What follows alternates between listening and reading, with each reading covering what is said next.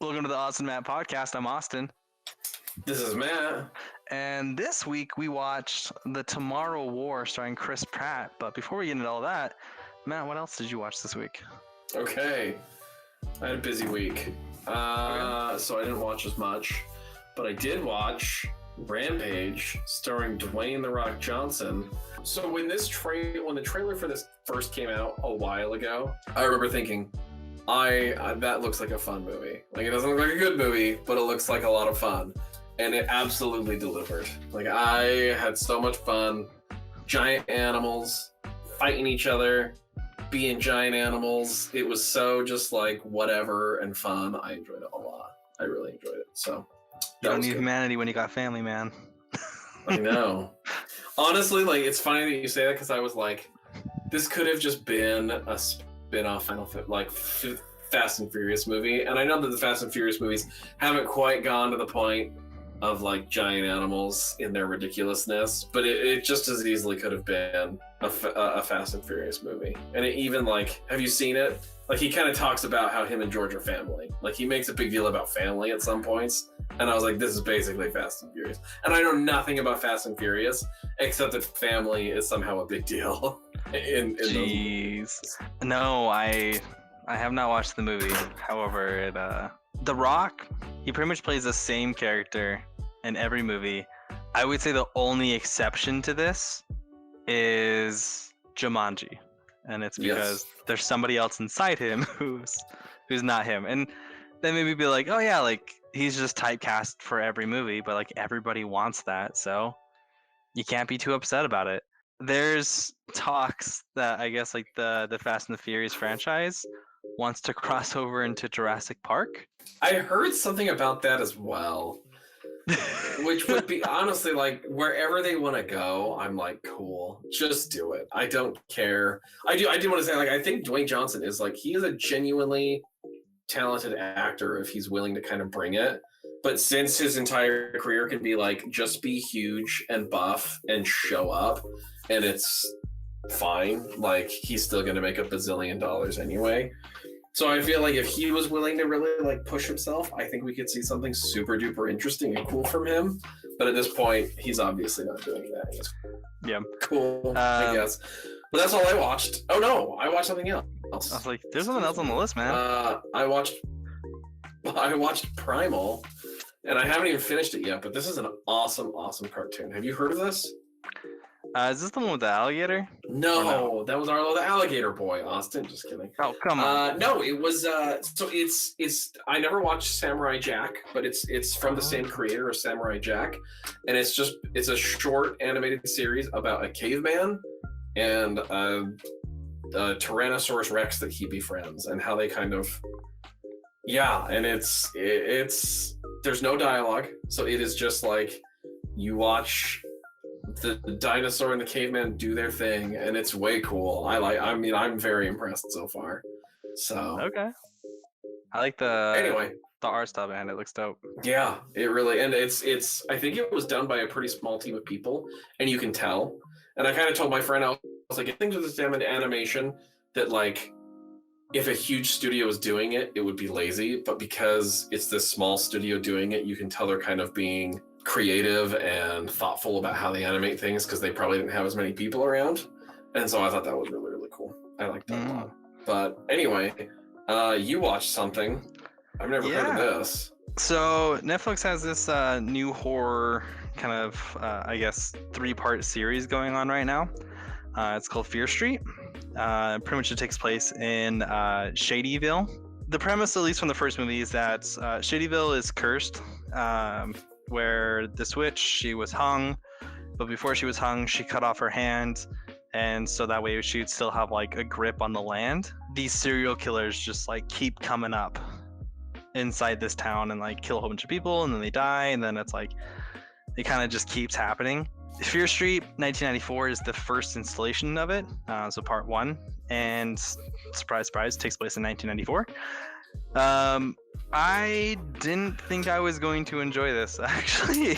So like kind of just got put on, and I was just kind of on my phone, and my wife and I were just watching it, and then it got increasingly interesting. Pretty much it just kind of turns into this point where it's like there's a murderer, murders people, trying to get to like certain people, and you're like, maybe they'll survive, or like maybe this will happen, or maybe this person will die, and then it's like, nope to all those things, and kind of just continues on. So what is also pretty funny, just like a side tangent to this, is the girl from the last season of Stranger Things. She's Uma Millie Thurman's Bobby daughter. No. 11? No. Uma Thurman's daughter, something Hawk. I can't remember her first name right now. Oh yeah, I Yeah, forgot her name. Maya Hawk, I think. Yeah. She's the Scoops Ahoy girl. She's in the beginning of this. She does great. But I guess in the part 2, it has the redhead girl from season 2 of Stranger Things as well. So Barb, I forgot her name now. Not Barb. Right? Barb's the one that dies in first season. Oh. That's true.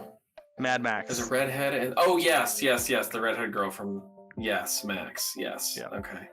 So she'll be in part 2, but part 2 just really came out, and I imagine my wife and I will probably be watching that this week because this was surprisingly interesting.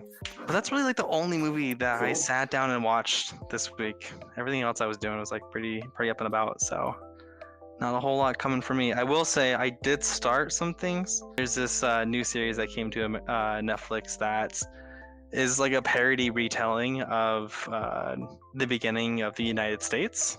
And it's over the top parody. Oh, I think I saw that. Is it a cartoon and George Washington is like big and buff? Yeah. Okay. So I saw something about that.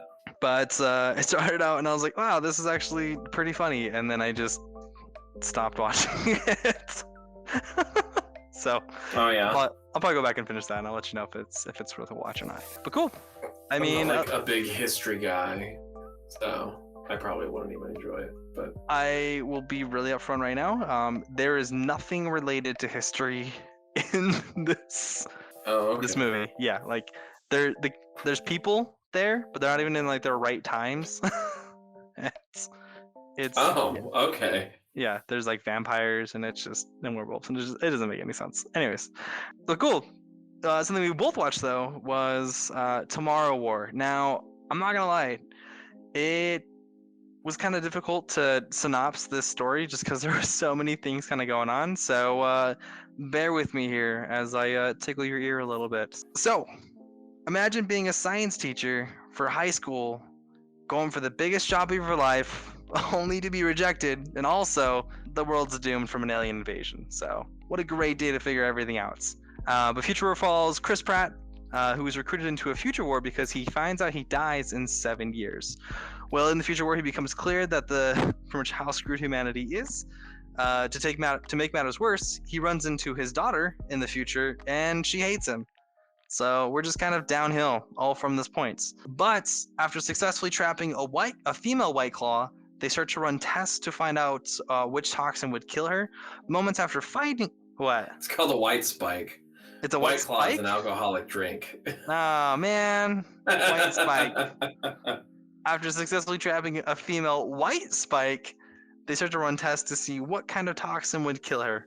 Moments after finding the toxic, a World War Z-like invasion occurs and effectively wipes out the future humanity civilization.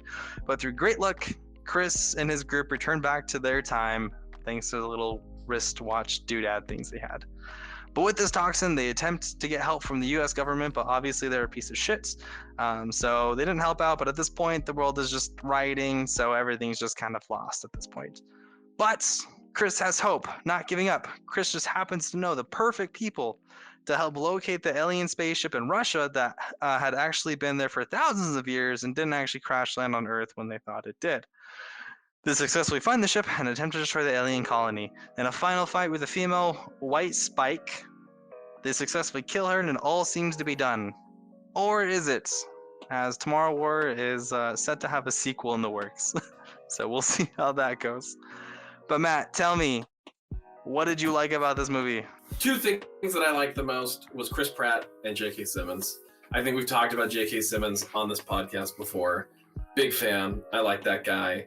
I thought I honestly, like, when he first showed up and then the movie kind of went on, I was like, wow, J.K. Simmons is only in this for like 2 seconds. And so then he shows up at the end again, and I was like, okay, it makes more sense. Can we take a moment to just appreciate? He did a really good job. Can we take a moment to appreciate just how friggin' ripped J.K. Simmons is right now?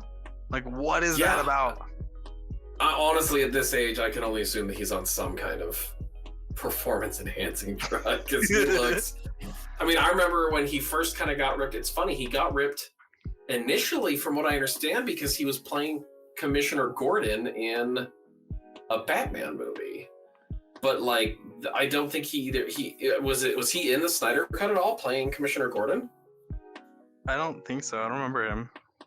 Yeah. So like, I don't think he even ended up in the movie, but he's kind of stayed hugely ripped for like a 70-something-year-old man. I think that's how old he is. So yeah, he was great in it. I always like seeing Chris Pratt. Like, I've been kind of in love with Chris Pratt pretty much since like the first episode that I saw him in Parks and Recreation, where I was like, this guy is fantastic. And a lot of people they hate that he plays these more serious roles. Like, they don't love him in Jurassic World. They don't love him in this. They think he really works in Guardians of the Galaxy because he's kind of a goofball.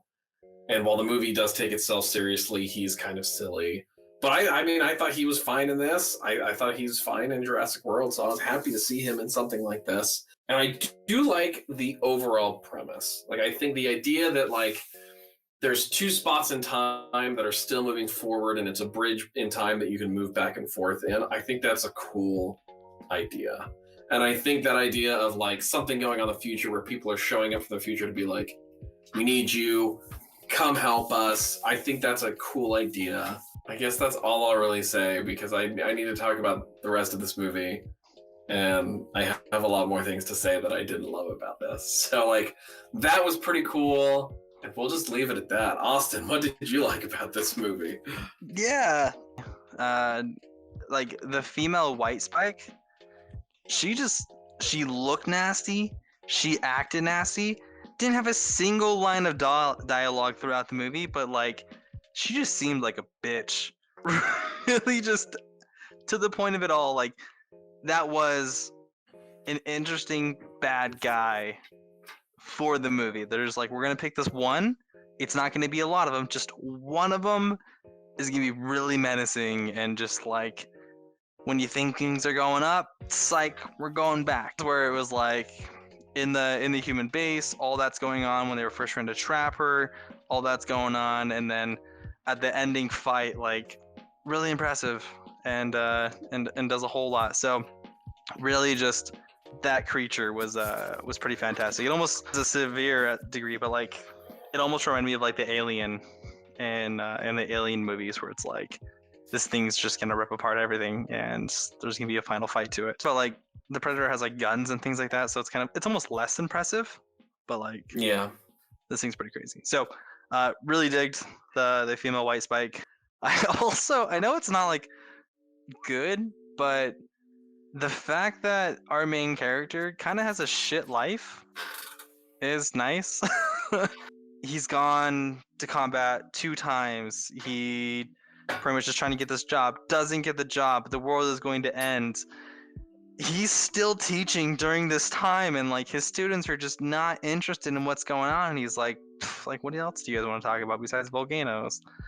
And then it's like, guess what, dude, you die in 7 years and you're gonna go to this war. And it's like, shit, like, how could this be worse? And it's like, oh yeah, that 7 years where you eventually die, you leave your wife, your daughter feels abandoned, and like, just no good relationship. And it really goes against a lot of like the perception that we got of this character, which seems like he does his best to get things done. He owns things, he's a leader, and it's like, how could all these shitty things happen just to this one person? So I did like that premise, although I am still very like doubtful that his life could end up like that, just of how he is about things. But you know, mental health is pretty serious, so control decline. So that was an interesting storytelling element that I did enjoy of it. Half like, half dislike, because there's sometimes where I did like him, but Charlie, he came off as like initially annoying And I was like, Mhm. whatever. And like, we're gonna have to have this like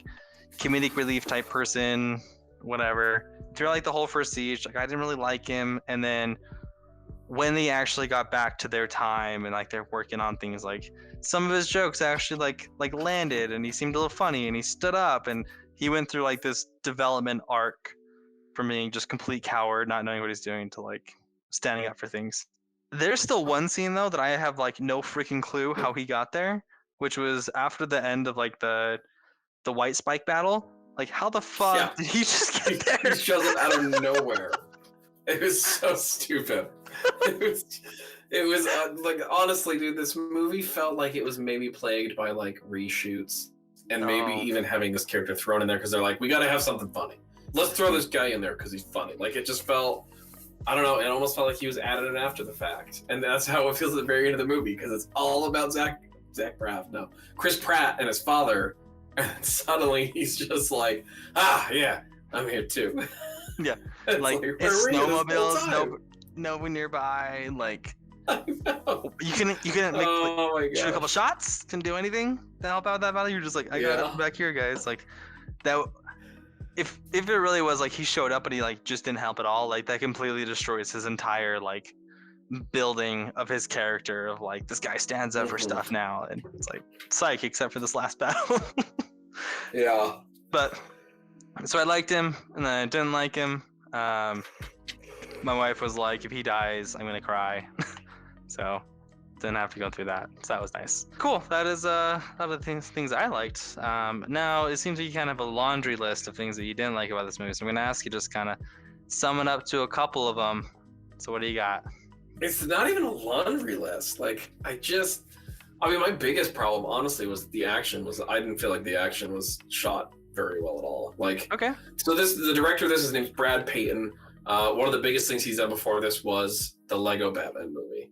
And I actually, I think sometimes when some of these directors make the jump from animated to not animated, they don't realize the control you might have over one shot and one thing, because they've worked in an animated world where it's like, okay, now have the camera do this and be in this space exactly and move this way and follow the character in this exact way without having to like change the shot or cut to anything else. And it like, they have that control and they make great movies because the Lego Batman movie is a fun movie. I really like the Lego Batman movie. And this movie, I just felt like there were so many scenes that were supposed to be action and they were all over the place. And to a point where it's kind of like, I'm not entirely sure exactly what's going on right now. And it's because it's just not shot the way that an action scene needs to be shot. So that got on my nerves the entire movie. Like every single action scene, I was like, what was he doing? Why did he shoot it this way? This is bizarre. And so that got on my nerves a lot. Okay, my other big dislike is the ending. And that's the thing is if the ending is one way, I hate it so much. If the ending is another way, I'm like, okay, I dig it. I'm on board with the sequel. Okay. So the movie ends and he's just kind of like, they save the timeline, or they kill all the aliens, and he's just like, and everything was fine. Like you've got this like, over voiceover saying, and everything was fine, basically. And that's the ending. And I think that there's people, I honestly think Chris Pratt accomplished nothing. That is what I think the ending is supposed to be. I think that the same future that happened, that he experienced, is the same future that's still going to happen. Because his daughter even said, she's like, you just kept telling me everything was going to be fine. And it's like, well, yeah, he thought everything was going to be fine because he thought he killed all the aliens. If the genuine ending of this movie was like, Chris Pratt did nothing, the aliens are still going to come and destroy the planet, I'm on board with that. I am cool with that ending because there's no, like, within the logic of the time travel, there's no way that Chris, like, what in the world would have made Chris Pratt in this like timeline that he's in suddenly like realize that the aliens were buried under the ice? Like, to me, I just feel like nothing significant happened that would have changed the timeline.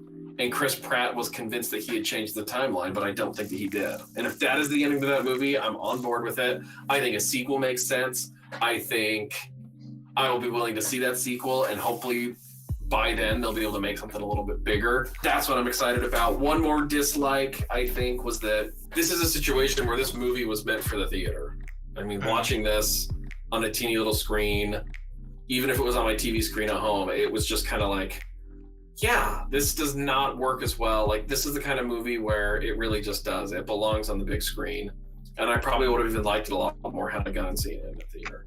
But as it stands, I didn't like it really at all. But anyway, that's my laundry list of complaints, as you called it. What are your dislikes? What's your grocery list of complaints? Yes.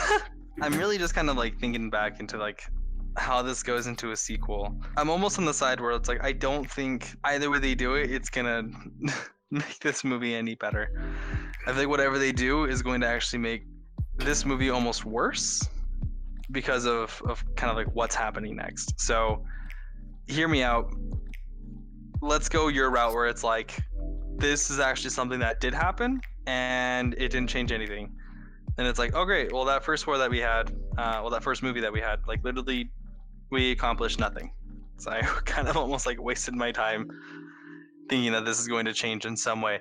Maybe Charlie is just a greater person in this sequel. Who knows? But then there's another side of it where it's like, I can almost see humanity being stupid because, you know, we do those things. And they find genetic chains of the white spikes.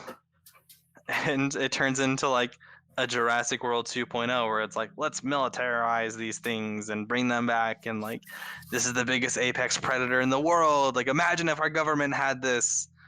And it's like, part of why I like this movie, well, not fully liked, but like part of why I did enjoy this movie is that there wasn't a whole lot of like national governments interfering with each other. It was kind of like an Independence Day situation where it's like everybody rose to the occasion to take down this one force, or they attempted to.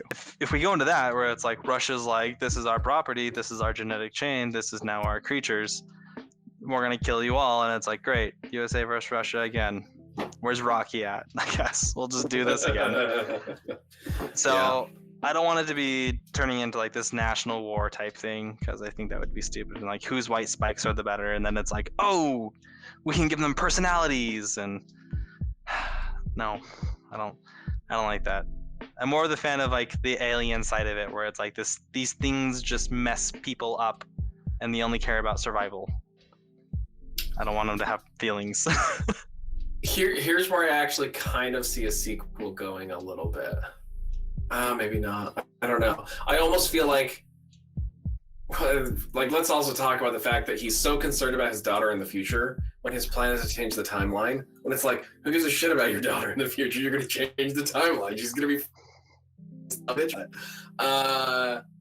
I thought that, but I also thought if it does turn out that this is a movie about how they can't change the timeline, how there's no way to change the timeline, and I almost see it being about, to some degree, him saving his daughter in that last moment when he went back in time. Like, something's going to happen there where he's going to save her, and something in the future is going to happen where the human race actually does somehow make it kind of... Like, I feel like there's places to go that could be interesting, but all in all, it's probably not going to be very interesting, and we'll get a sequel that is just as bad as this movie, and poor Chris Pratt isn't going to be able to find... I mean... Really, I guess poor Chris Pratt. What am I saying? He has the Guardians of the Galaxy. Chris Pratt's gonna be fine. He has a Guardians of the Galaxy. He has a good Jurassic movie franchise World. under his belt. He's doing good. Yeah, Jurassic World. Yeah. So the other dislike that I have, and it's something that you kind of touched on. I really got sick of like the "for my daughter" like sentence of like champion that he would do, like I'm gonna save my daughter, I'm doing this to like give you a better future, like I'm gonna save you. It's like, dude, shut the hell up. Like, you only need to say this like once or twice for me to get it. We're on like 7th, 8th, 9th. Cancer dude joined you, because who wouldn't say no to a man who's trying to save his daughter? Like, it's come on, like find another reason in there. Yeah. So I really got tired of that, and like, I have a daughter, and yeah, I would do a lot for her, and maybe that is the only thing that would get me to do something is for my daughter. But it was like, can we say this differently, or that like, can we make like a handshake instead so we know what it's for? I'm just getting so sick of this. What an interesting movie. But I guess like it did incredibly well on Amazon Prime. Like lots of people watched this movie. There's no way we'd be getting a sequel unless Amazon was like, oh, a lot of people watch this and a lot of people will like join our streaming service just to watch this kind of added to like, that's how sequels get made for streaming services, is if the streaming provider really believes that it's going to get them more subscribers just to see the movie. And so it's like, okay, cool. Like, awesome. Go through. And maybe, I mean, sometimes historically there's been some sequels that like, they kind of are able to be everything the first movie should have been. So it's like, hey, maybe something cool will come out of the sequel. I don't know. I'm willing to kind of see. Cool. Nice. So, although I did watch it, and although it was kind of like a blockbuster summer movie, not the biggest fan. I can also tell that you weren't either. What are you talking about? I loved it. It's you my loved favorite it? movie. Favorite movie ever? It's never come out in my life. No, I will say, yeah. Once I found out it was aliens, I was like, Matt's gonna love this. I got to you thought I would love it just because it was aliens? Well, then I got to the end, I was like, I'm not sure if Matt's gonna love this. It might suspend his disbelief or something like that. I don't know why you think I get that hung up on it. No, this did not work. I think. Also, I will say, like, I think the design on the aliens was pretty cool. I thought those were cool looking. They were freaky looking aliens. But I think the whole budget went into making the white spikes look badass. And I actually see, and I kind of got what they were going for. Like, you don't really see the white spikes for quite a long time. Mm-hmm. And they were trying to go for kind of a big reveal. And when you look at like big reveals, especially of aliens in movies, like the gold standard, in my opinion, is Signs. Where like I don't know how old you were when Signs came out. I assume you weren't even born yet. You're 6. Do you remember watching Signs for the first time? Did it scare the hell out of you when you saw the alien for the first time? I still haven't even seen Signs. Shut up. Okay. No. Oh my gosh. So that movie, it's like constant tension building, where it's like, okay, there's aliens. Okay, we know they're on Earth, but nobody's seen them yet. We haven't seen them as the audience. And someone's watching, it's Joaquin Phoenix. He's like in his closet watching footage it's like the first footage ever caught of one of the aliens. And I remember being in the theater, and it's not a jump scare. It's really just like all this tension is built. This is the first time we're seeing this alien, and it looks pretty freaky. And Joaquin Phoenix does this great job where he's like in the closet, kind of like I am now, and he's like backing up to the back, like, and he's really freaked out. And like that's the gold standard, where it's like if you can build that much tension and have a reveal of an alien and freak people out that much when it's not even a jump scare, great. And I just feel like that's what this movie was going for, and it didn't do that good of a job. Like there's no part of me that was like, oh, all those white spikes are so scary. It was like, oh yeah, okay, it's just another generic freaking alien in another alien movie that's attacking people. Like it just, I guess, the design was cool, but there was nothing special about them. I will say I did love the line where it's like, what do these things even look like? It's like, well, we pretty much were told that like if people found out like what they actually looked like, people wouldn't come. Yeah, people will draft dodge even worse than they already do. Yeah. And it's like, oh shoot, that's not good. I'm not sure that we will live in a world where like the draft is a for real thing ever again. But can you imagine just like them taking you to a room and putting a thing on your wrist and being like, by the way, you have to go fight aliens in the future. Welcome to war. If you war. run away, you're in like a ton of trouble. Oh. That'd be rough. That'd be very rough. Yeah. Okay. Well, what do you want to watch next week? I literally cannot find a single thing. Okay, let me take a look here. Yeah, man, help me out here. Let me take a look. Oh, here's a possibility. Why don't we do In the Heights? Go back to it? Okay. Pull it up? Yeah, You'll do In the Heights? I will, I think I'm like 15-20 minutes in, but so am I. I'm also 15-20 minutes in. So let's do it. Cool. Okay, let's do it. In the Heights next week. We'll Super be excited. Singing the songs, singing its praise. Okay, Ile, bye. Have a good day. Bye.